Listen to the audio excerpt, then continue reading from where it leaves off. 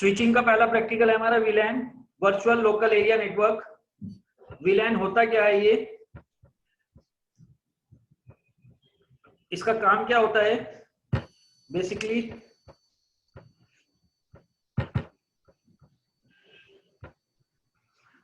ये लैन नेटवर्क की switching services है जो लेयर 2 लेयर 3 स्विच पे आप लगा सकते हो वीलैन। तो पहले सिनेरियो बना देता हूं मैं, तो सिनेरियो में समझ लेना आप ये कैसे काम करता है। इस लैन नेटवर्क के अंदर जितनी भी हमारी मशीनें हैं वो सब सेम नेटवर्क पे काम कर रही हैं। वो नेटवर्क कौन सा है? हमारा 10 का नेटवर्क चल रहा है, सब मशीनें यूज कर रही हैं 10 का नेटवर्क, ठीक है ना। और बट इसमें जो मशीनें हैं वो अलग अलग डिपार्टमेंट से हैं, ठीक है, अलग अलग डिपार्टमेंट से हैं। तो बट और ये सभी आपस में कम्युनिकेशन कर रही हैं। अब इसमें प्रॉब्लम क्या है कि लैन नेटवर्क आपके लिए मतलब आपके मैनेजमेंट के लिए एक अनसिक्योर नेटवर्क है, क्योंकि अभी सेम नेटवर्क पे हैं सारे यूजर। तो सेल्स का यूजर अकाउंट वाले यूजर पे के पास जा सकता है, डेटा एक्सेस कर सकता है वहां का, और सेल्स का यूजर परचेज में भी जा सकता है, एडमिनिस्ट्रेशन में भी जा सकता है। तो ये सभी अलग अलग डिपार्टमेंट के यूजर एक दूसरे की मशीन को एक्सेस कर सकते हैं, ठीक है ना। तो इससे क्या हुआ, सेल्स वाला अकाउंट में जा रहा है, अकाउंट वाला सेल्स में आ रहा है, तो अनसिक्योर नेटवर्क हो गया एक तरीके से ये। तो इस चीज को देखते हुए अगर आपका स्विच मैनेजेबल है तो आप इन्हें यहाँ पर सिक्योरिटी लगा सकते हो और इस एक सेम ब्रॉडकास्ट डोमेन को डिवाइड कर सकते हो मल्टीपल सब डोमेन के अंदर। सेम ब्रॉडकास्ट डोमेन मतलब एक सेम नेटवर्क होते हुए भी आप इनके बीच एक रिस्ट्रिक्शन लगा सकते हो कि सेल्स वाला अकाउंट में नहीं जाएगा, अकाउंट वाला परचेस में नहीं जाएगा, परचेस वाला एडमिनिस्ट्रेशन में नहीं जाएगा, ठीक है ना। होता क्या है, जब कोई भी मशीन कोई पैकेट बनाती है, ठीक है ना, तो पैकेट में वो मशीन क्या करती है, अपनी सोर्स आईपी लिखती है, डालती है source IP, destination IP, source MAC और डेस्टिनेशन मैक, ये 4 चीजें डालकर भेजती है। लेकिन जब वो हमारा पैकेट यानी फ्रेम जब स्विच पे जाता है, सो स्विच जिस लिंक से रिसीव करता है, मैंने एक चीज आपको पहले भी बताई है, वीलैन इंफॉर्मेशन, वीलैन के बारे में मैंने आपको पहले भी बताया है कि हमारे जितने भी स्विच के इंटरफेसेस होते हैं बाय डिफॉल्ट वीलैन 1 पे काम कर रहे होते हैं, क्योंकि वीलैन 1 बाय डिफॉल्ट इनेबल रहता है, चाहे लेयर 1 स्विच हो चाहे लेयर 2 स्विच हो। तो ये सभी हमारे सेम वीलैन पे चल रहे होते हैं। तो स्विच का कम्युनिकेशन कराने का क्या क्राइटेरिया है, यानी स्विच का जो डिसीजन लेने का क्राइटेरिया है वो क्या होता है। जैसे राउटर की अगर बात करो तो राउटर का डिसीजन लेने का क्राइटेरिया क्या क्या होता है, उसका तो जस्ट आईपी एड्रेस होता है। सोर्स आईपी चेक करेगा, डेस्टिनेशन आईपी चेक करेगा, अगर डेस्टिनेशन आईपी उसकी राउटिंग टेबल में है तो वो उस पैकेट को फॉरवर्ड करेगा, अगर नहीं है तो उसे वहीं से ड्रॉप कर देगा। ये हमारे राउटर का डिसीजन लेने का क्राइटेरिया है। इसी तरीके से स्विच का भी एक क्राइटेरिया होता है, स्विच भी एक क्राइटेरिया में आकर ही यानी उस क्राइटेरिया के अंदर ही डिसीजन लेता है कि सोर्स मैक। हाँ, तो वो क्राइटेरिया क्या है स्विच का, स्विच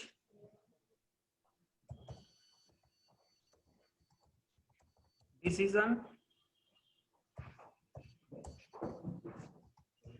क्राइटेरिया।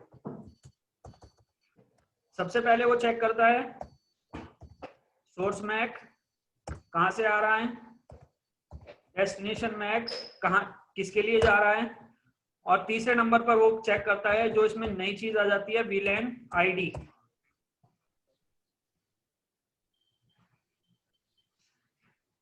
इन 3 चीजों को चेक करता है वो।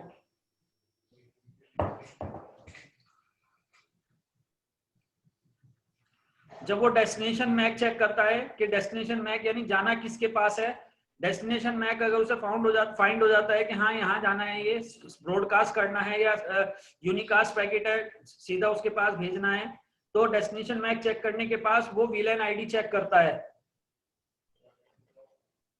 अगर वीलैन आईडी सेम होगी तो वो कम्युनिकेशन कराएगा, अगर VLAN आईडी अलग होगी तो वो कम्युनिकेशन नहीं कराएगा। जैसे हमारे जब PC1 ने इंफॉर्मेशन भेजी तो जिस इंटरफेस से उसके पास रिसीव हुई तो VLAN आईडी 1 चल रहा था वहां पर, लेकिन डेस्टिनेशन क्या था हमारा 10.10 था, यानी 10.10 का मतलब fast Ethernet 0/10 interface, 0/10 interface VLAN 10 पे चल रहा है एग्जांपल।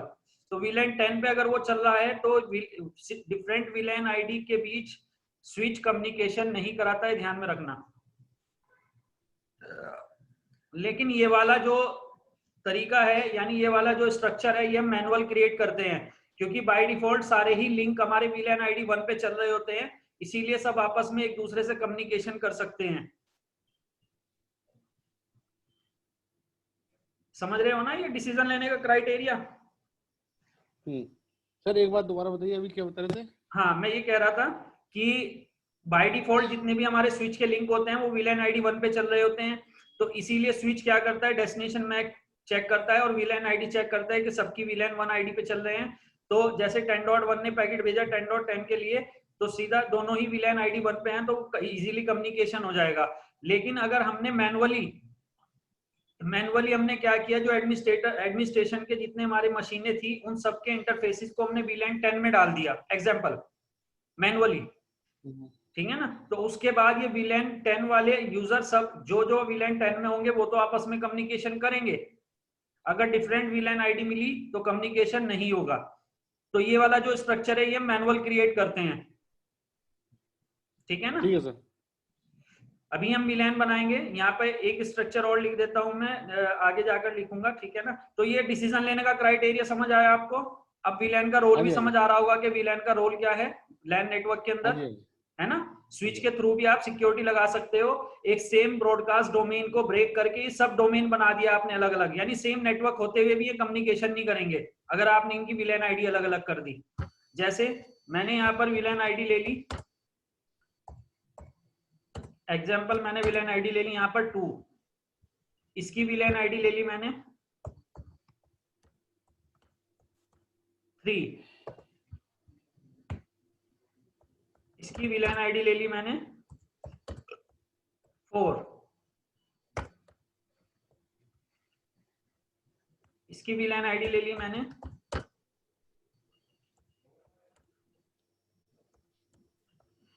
इस वाली टोपोलॉजी पे ही हम प्रैक्टिकल कर लेंगे, है ना जी। तो ये सिनेरियो भी चाहे बना लेना आप।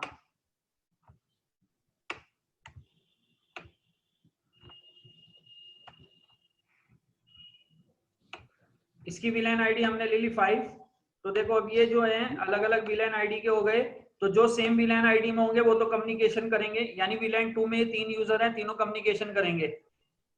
लेकिन VLAN 2 से वो VLAN 3 में नहीं जा सकते, स्विच उनके पैकेट को वहीं ड्रॉप कर देगा जब VLAN आईडी से अलग मिलेगी, ठीक है। VLAN आईडी 1 नहीं ले सकते ना, तो बाय डिफॉल्ट है, इसलिए 1 तो बाय डिफॉल्ट है, तो मैनुअली आप बना रहे हो तो 2 में डाल दो, मैनुअली 1 में भी रख सकते हो, कोई दिक्कत नहीं है, ठीक है ना। ठीक है। चलो थ्योरी पे आ जाओ थोड़ा, फिर प्रैक्टिकल स्टार्ट करते हैं। देखो VLAN का काम क्या होता है, virtual local area network, it divide the switch into the various network like subnetting. ये ऐसे काम करता है, VLAN जब आप क्रिएट करते हो, मैनुअली VLAN क्रिएट करते हो मल्टीपल VLAN, तो ये ऐसे काम करता है, ये क्या करता है, एक स्विच को डिवाइड कर देता है वेरियस नेटवर्क के अंदर, यानी मल्टीपल नेटवर्क में।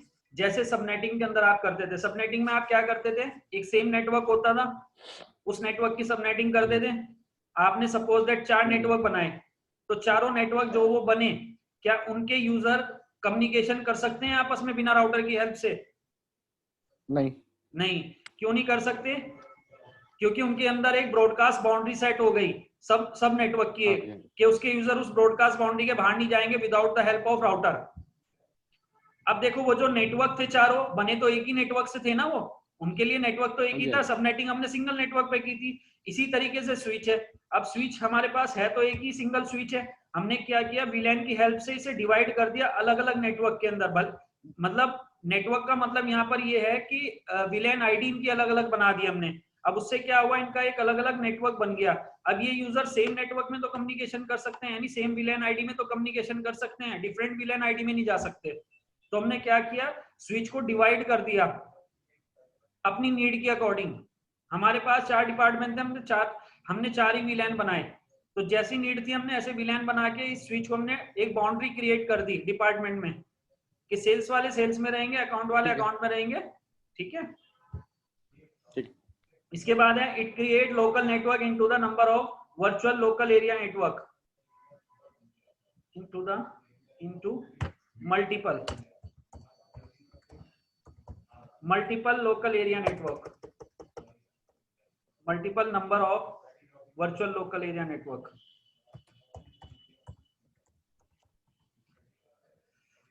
एक लोकल एरिया नेटवर्क को या आप ये भी लिख सकते हो, इट डिवाइड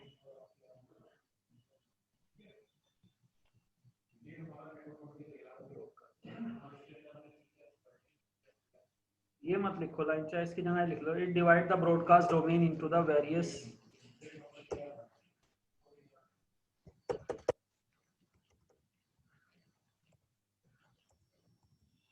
divide the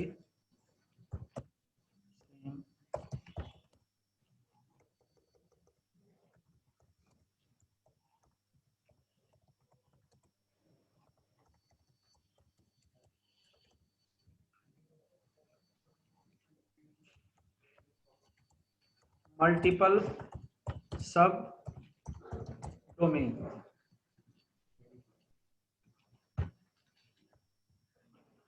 ठीक है जी, it divide the same broadcast domain into the multiple sub domain. तो इसने क्या किया, विलेन ने के हेल्प से हमने क्या किया, एक सेम ब्रॉडकास्ट डोमेन को यानी सेम नेट 10 के नेटवर्क को डिवाइड कर दिया मल्टीपल सब डोमेन में, मल्टीपल छोटे नेटवर्क के अंदर। यानी नेटवर्क सेम है, फिर नेटवर्क सेम है बट अलग अलग डोमेन बना दिए हमने उसके, कि ये वाला ये वाले यूजर इस डोमेन में रहेंगे, ये वाले यूजर इस डोमेन में रहेंगे, ये वाले यूजर इस डोमेन में रहेंगे। ठीक है ना। It provides security between different LAN network within the switch. It provides the security between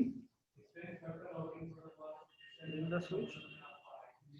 It provides the security between different VLAN कर सकते हैं, networks नहीं आएगा यहाँ पे,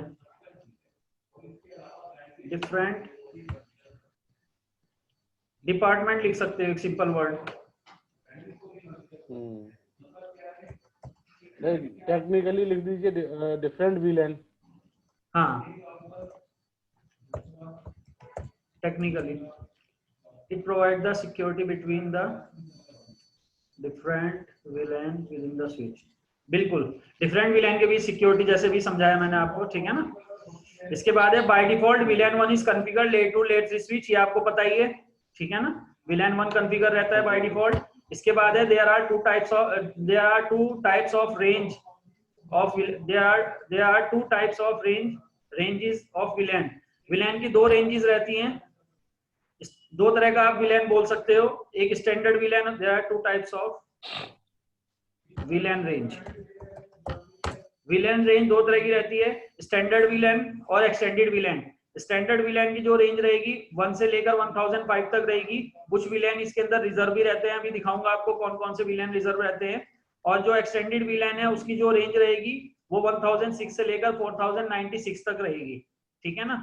अब जो स्टैंडर्ड VLAN है, स्टैंडर्ड VLAN हमारा जो है 3500 सीरीज से नीचे के जो स्विच होंगे यानी लेयर 2 स्विच होंगे, आपको उस पे बेसिकली स्टैंडर्ड VLAN ही मिलेगा, यानी इतने ही VLAN आप क्रिएट कर सकते हो सिंगल स्विच पे। ठीक है ना। लेकिन जो आपका लेयर 3 स्विच होगा, लेयर 3 की भी कोई सी बहुत कम सीरीज, मतलब सभी सीरीज सपोर्ट नहीं करती। जैसे लेयर 3 में भी आपका 6500 सीरीज सपोर्ट करेगा या 5500 सीरीज सपोर्ट करेगा। ठीक है ना, एक दो सीरीज ही हैं जो एक्सटेंडेड VLAN और स्टैंडर्ड VLAN दोनों को सपोर्ट करती हैं। ठीक है, ठीक है ना। तो ये याद रखना, स्टैंडर्ड VLAN आपको लेयर 2 लेयर 3 दोनों पे मिलेगा। लेकिन लेयर 3 स्विच के अंदर कुछ स्विचेस ऐसे होते हैं, स्विचेस की रेंज ऐसी होती है या स्विचेस ऐसे होते हैं जो लेयर स्टैंडर्ड और एक्सटेंडेड दोनों को सपोर्ट करते हैं। एग्जांपल में आप 6500 सीरीज का एग्जांपल ले सकते हो। 6500 सीरीज का जो स्विच होता है उस पर आप दोनों VLAN क्रिएट कर सकते हो रेंज, यानी आप रेंज 1500 से ऊपर जाकर भी कॉन्फ़िगर कर सकते हो अगर चाहो तो। ठीक है ना। अब VLAN कितने टाइप्स के होते हैं? Switch VLAN types, native VLAN, normal VLAN, end to end VLAN, private VLAN, dynamic VLAN। तो होते कौन से हैं, क्या है ये? पहले नेटिव VLAN की बात कर लो। It is a default VLAN, VLAN 1। जो आपका डिफॉल्ट VLAN कॉन्फ़िगर रहता है आपके स्विच पे, वो VLAN 1 रहता है, उसे हम नेटिव VLAN बोलते हैं। तो कभी कोई डिस्कशन करे और नेटिव VLAN की बात करे तो याद रखना वो डिफॉल्ट VLAN 1 की बात कर रहे हैं, ठीक है। उसके बाद नॉर्मल VLAN वो होते हैं जो हम मैनुअली क्रिएट करते हैं, जो कि हम प्रैक्टिकल करेंगे अभी, जो मैनुअली क्रिएट करेंगे। VLAN 2, VLAN 3, जितने भी आप VLAN बनाओगे 1 से लेकर 1005 तक, वो आपके 1005 नहीं होती, 1000 तक ही होता है, कुछ रिजर्व रहते हैं इसमें VLAN।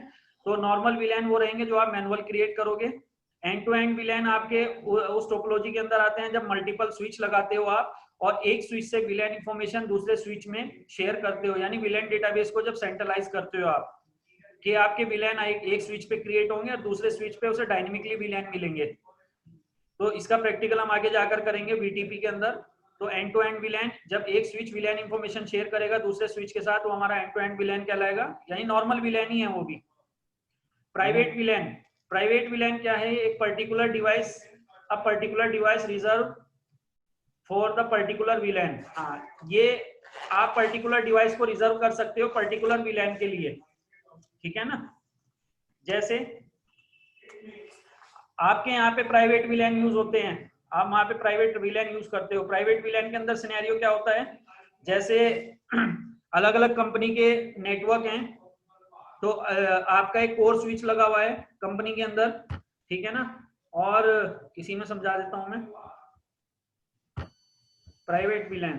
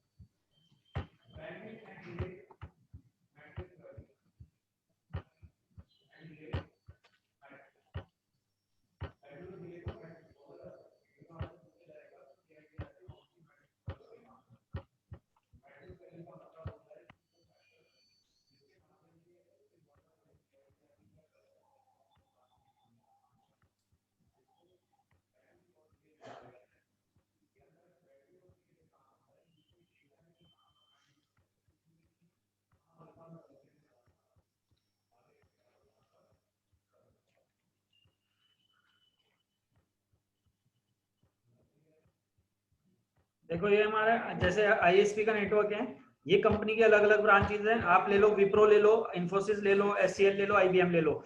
4 ब्रांचेज इधर है। इसी तरह इधर आ गया आपका विप्रो, इन्फोसिस, HCL और आपका कोई सी भी कंपनी ले लो आप। ये 4 कंपनी है।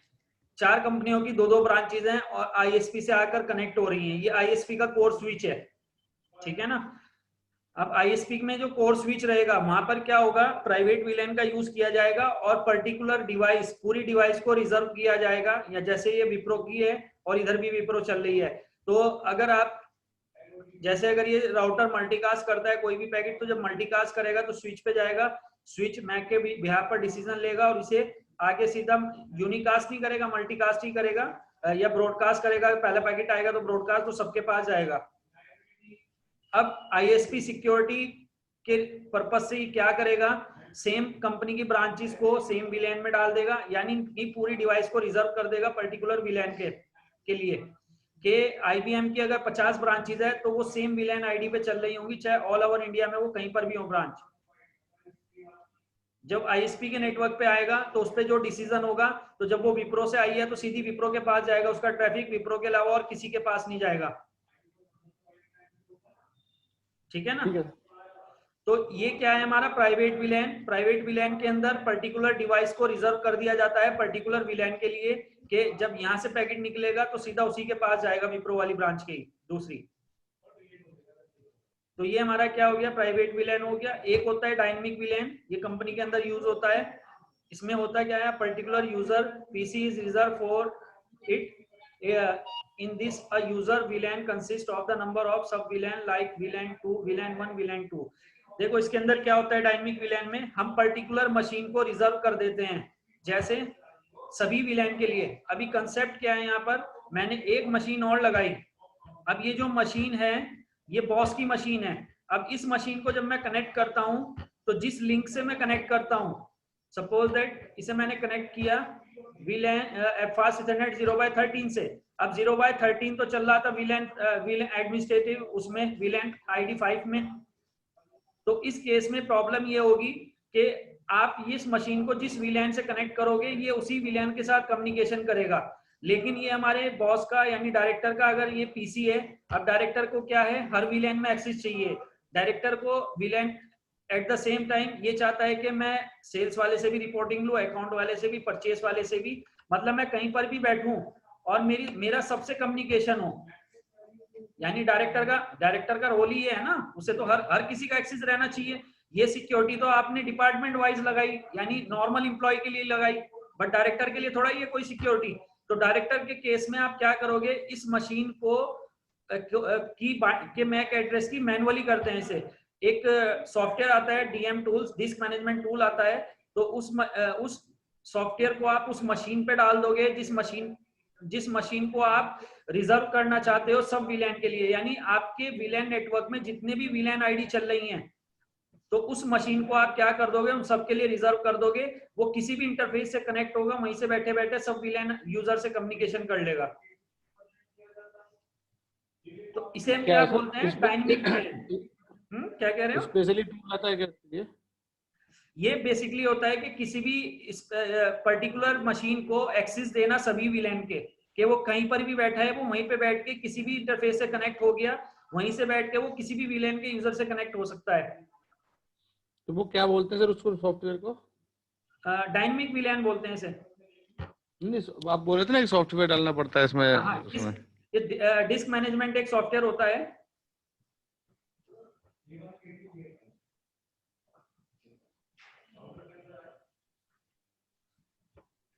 उस सॉफ्टवेयर के से हम करते क्या है, उस सॉफ्टवेयर को जिस मशीन में इंस्टॉल करेंगे, इंस्टॉल करने के बाद हम स्विच को एक्सेस करेंगे, और स्विच को एक्सेस करके उस मशीन पे उसके मैक एड्रेस की बाइंडिंग कर देंगे सभी वीलैन के साथ।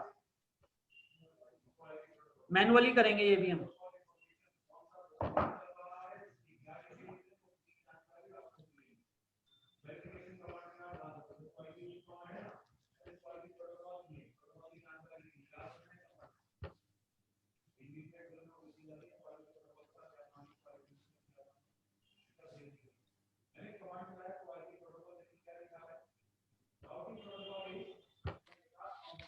तो ये आपने वीलैन बनाए, अभी आपने जस्ट वीलैन बनाए कमांड चला के, VLAN 2 name sales, VLAN 3 VLAN mode में जाके, ठीक है ना, वीलैन डेटाबेस कमांड चला के, वीलैन 3 name account, वीलैन 4 name purchase, वीलैन 5 name administration, exit करके WR कमांड चला दी, सेव कर दिया आपने। सेव करने के बाद अब आप क्या करोगे, अगली हेडिंग डालो, आप नेक्स्ट हेडिंग डालो,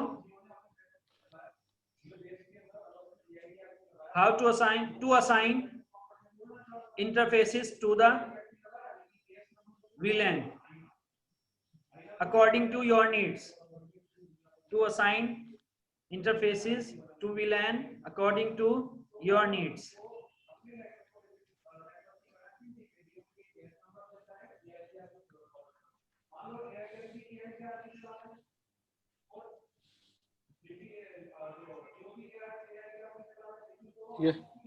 ठीक है जी। कैसे असाइन करोगे, प्रिविलेज मोड के बाद अब कॉन्फिग मोड में जाओगे, आप कॉन्फिग मोड में जाओ, कॉन्फिग मोड में जाकर कमांड चलाओ आप। देखो पहली मशीन के लिए हमने स्विच का इंटरफेस लिया है 0/1, 1 के लिए 1 लिया है, 2 के लिए 2 लिया है, 3 के लिए 3, 4 के लिए 4, 5 के लिए 5, 6 के लिए 6, 7 के लिए 7, 8 के लिए 8, 9 के लिए 9, 10 के लिए 10, 11 के लिए 11, 12 के लिए 12, ठीक है ना। तो मशीन के नाम से ही हमने उसको इंटरफेसेस असाइन करे हैं, ठीक है। अब यहाँ पर आप क्या करोगे, कॉन्फिग मोड में जाने के बाद पहले इंटरफेस पे जाओगे, INTFA 0/0, 0/1, सॉरी, पहला इंटरफेस हमारा 0/1 है, जिससे हमारी 10.1 मशीन कनेक्ट है। इसके अंदर आप कमांड चलाओगे, स्विच पोर्ट मोड एक्सिस। पहली कमांड आपकी चलेगी switch port mode axis.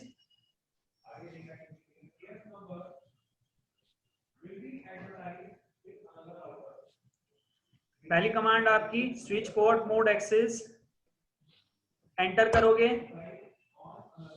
Enter करने के बाद सेकंड कमांड चलाओगे आप स्विच पोर्ट एक्सिस VLAN 2, यानी हमने इस इंटरफेस को VLAN 2 में डाल दिया। जिस VLAN में आपको इस इंटरफेस को रखना है उस VLAN का नाम स्विच पोर्ट एक्सिस VLAN, जिस VLAN में आपको इसे डालना है इंटरफेस को उस VLAN का नाम नंबर।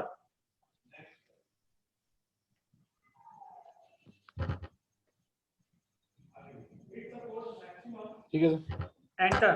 ठीक है ना। अब आपके पास देखो इसी तरह इंडिविजुअल आप एक एक पोर्ट को जाकर आप असाइन कर सकते हो, VLAN में डाल सकते हो, या फिर आपके पास एक शॉर्टकट कमांड भी है। शॉर्टकट कमांड कैसे है देखो, जैसे अभी आपके पास दो इंटरफेस और हैं, यानी दो मशीनें 10.2 10.3 और ये सीक्वेंस में है कि FA 0/2 0/3 से कनेक्ट है ये। तो आप क्या करो, दोनों पे एक बार में ये अप्लाई कर दो। कैसे? INT रेंज FA 0/2 से लेकर 3, तो दोनों इंटरफेस पे एक बार में ही अप्लाई हो जाएगा। आपको इंडिविजुअल कमांड चलाने की जरूरत नहीं है जाकर, बट कंडीशन ये है इस रेंज कमांड के लिए कि आपके जिस इंटरफेस को आप VLAN में डाल रहे हो सेम VLAN में, वो इंटरफेस आपके सीक्वेंस में होनी चाहिए। जैसे 2 और 3 है, ये सीक्वेंस में है। ये ऐसा नहीं है कि अल्टरनेट है कि 2 है उसके बाद 5 है, तो दोनों को नहीं डाल सकते एक बार में ही आप।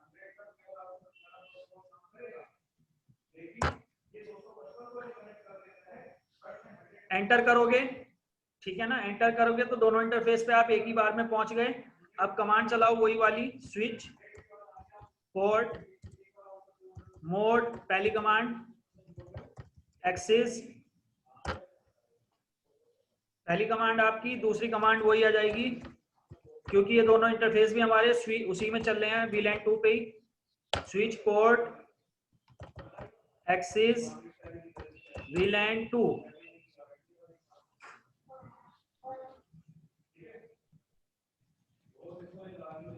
एंटर। ठीक है जी, तीनों इंटरफेस हमने VLAN 2 में डाल दिए जिनसे हमारे 10.1 10.2 10.3 कनेक्ट है। अब 10.4 10.5 10.6 के लिए आप क्या करोगे, इसके लिए भी हमने इंटरफेस सीक्वेंस में लिए हैं। 0/4 से लेकर 0/5 0/6 तीन इंटरफेस लिए हैं सीक्वेंस में। तो आप क्या करोगे, कमांड चलाओगे INT range FA 0/4 space hyphen space 6।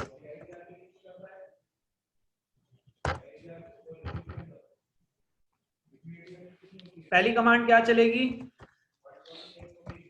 Switch port mode axis.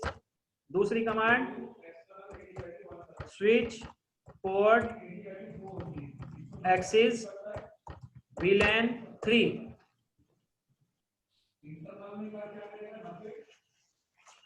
VLAN 3 इसने 3 पे डाल दिया हमने। एंटर। तो तीनों को एक बार में ही डाल दिया। अगले इंटरफेस है हमारे 0/7 से लेकर 0/9 तक। तो 0/7 से 9 तक हम VLAN 4 में डालेंगे। कमांड चलाओगे आप उसके लिए INT रेंज FA 0/7 से लेकर 9 तक। एंटर। कौन से VLAN में डालेंगे, 4 में, तो उसके लिए कमांड चलेगी स्विच पोर्ट मोड एक्सिस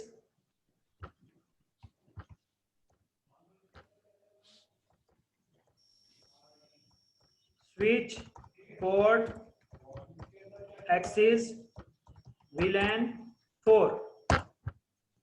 ये हमने 4 में डाल दिया VLAN, यानी परचेस वाले डिपार्टमेंट के हैं यूजर। उसके बाद VLAN 5 में एडमिनिस्ट्रेशन है, यानी 0/10 से लेकर 12 तक। INT range FA 0/9 10 space hyphen space 12 command चलाओ, switch port mode access, switch port access VLAN 5।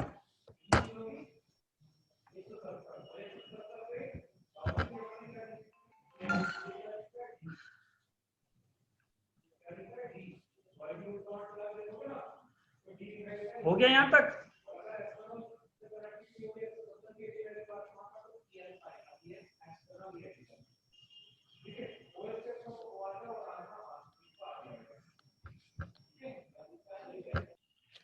Control Z करो, WR, control Z WR save कर दो लास्ट में।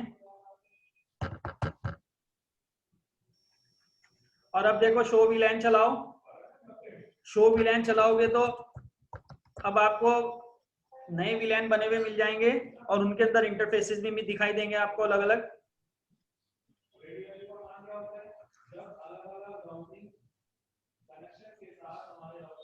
ठीक है, तो शो VLAN कमांड चलाई हमने।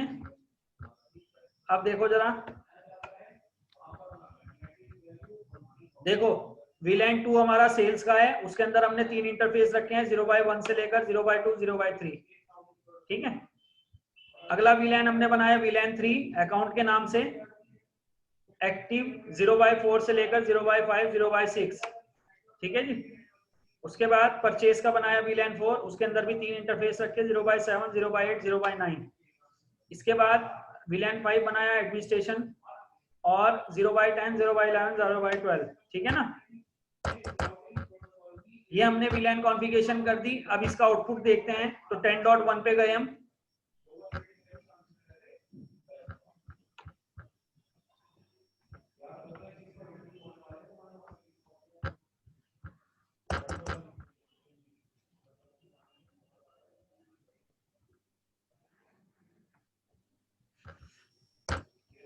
टेन डॉट वन पे बैठे हैं हम। 10.2 को पिंग करो, हो रहा है क्योंकि सेम VLAN में है, VLAN 2 में। 10.3 को करो, 10.3 भी सेम VLAN में है। ठीक है ना, 10.3। देखो 10.4 हमारा VLAN अलग VLAN में है, तो 10.4 को पिंग करते हैं।